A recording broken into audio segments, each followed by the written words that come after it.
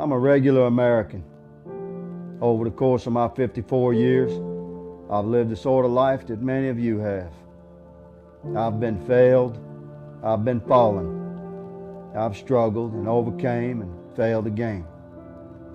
I've known hunger, I've enjoyed feast. I'm a street cop, an old soldier, a husband, a father, a Christian. I'm Irish and English and German. My story could be the tale of any American, regardless of color or creed, despite our own individual heritage and culture. All of us, every one of us, through our lives and by our family's history, has woven the thread that defines our flag, has dedicated life and limb and treasure to establish the nation we love. All of us, young, old, wealthy, poor, black, white, liberal, conservative, every single one of us, first and foremost, is an American. If you're listening to this message, and if you can agree on a basic premise I've just stated, then please lend me your ear for the next couple of minutes. If you can't even set aside your hate long enough to allow truth to speak to your heart, then by all means step aside, child, and let the adults work. America is a nation built by imperfect men, driven by perfect intent. We've overcome every imaginable horror through our history. Some of it, horrors of our own creation. This is the way of a man's life. My own is no exception, nor is yours. And thus, also, is the way of a nation's life. America has never been without fault, nor have we ever claimed such a status. America is, however, the very finest example of free men assembled that the world has ever established. American soldiers have died on every shore to preserve our nation intact. The sun never sets on American dedication to the foundational principle that defines our own Constitution, that all men are created equal. American citizens work tirelessly across the globe to bring relief to the poor, to bring peace to the besieged, to bring stability to the shaken, and to bring freedom to the oppressed. Yet now, our own nation is threatened.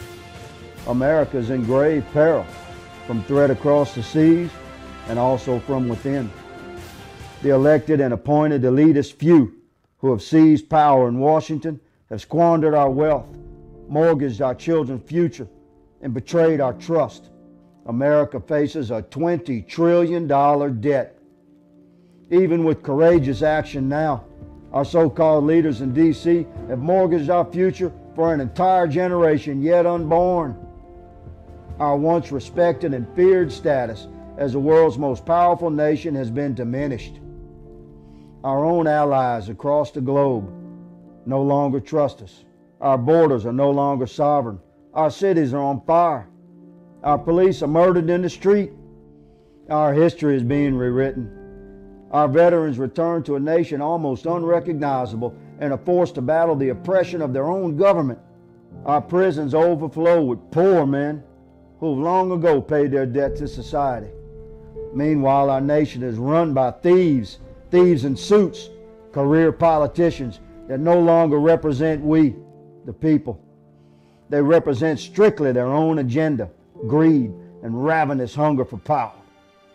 I've often said in my career as a cop that a man's character shouldn't be measured by how he falls. It should be measured by how he stands back up. And in many ways, our nation has fallen. Now I ask you to join me. I ask you to take the hand of your brother and sister of every creed as we magnify our strength by the power of our American spirit.